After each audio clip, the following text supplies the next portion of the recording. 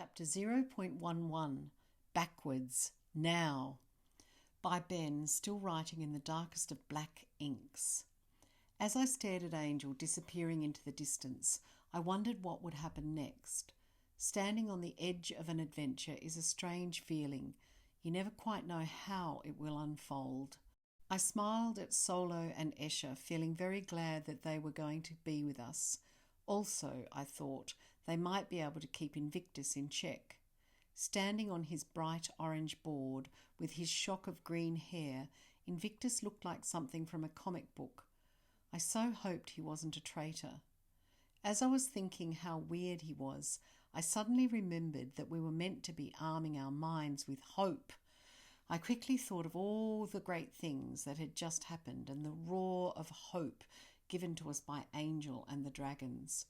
I felt strangely excited to be going backwards through time, but also terrified. I know it seems odd. We'd all been doing so many things that seemed impossible.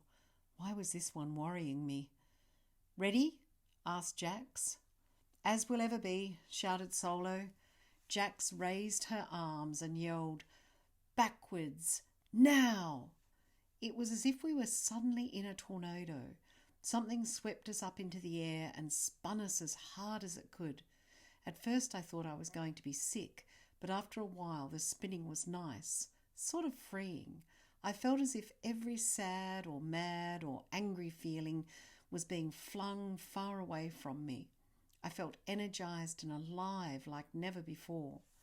As we went back through time, I could feel my body shrinking and then expanding, but all at the same time.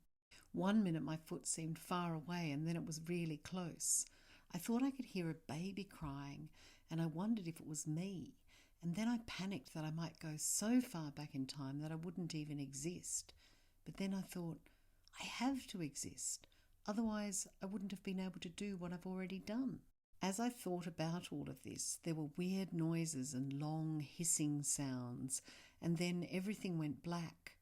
Without any warning, it was as if we were on a ride at a theme park and we couldn't get off.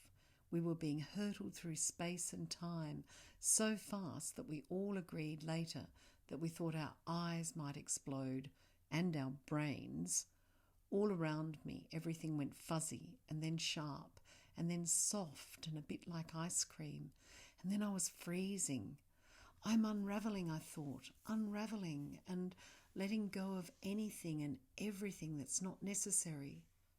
I started smiling and couldn't stop.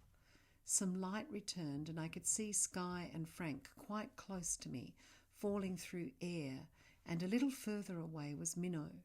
They all looked excited and their hair was standing on end. I suppose mine was too. And then Sky started spinning around and around as she fell really fast. It was as if she was a whirling dervish, a crazy dancer I'd seen once in a movie. As she whirled around and around, something strange happened. I could see Six and Jemima, and then baby Moat. They all floated out from Sky, and after a little while they merged back with her.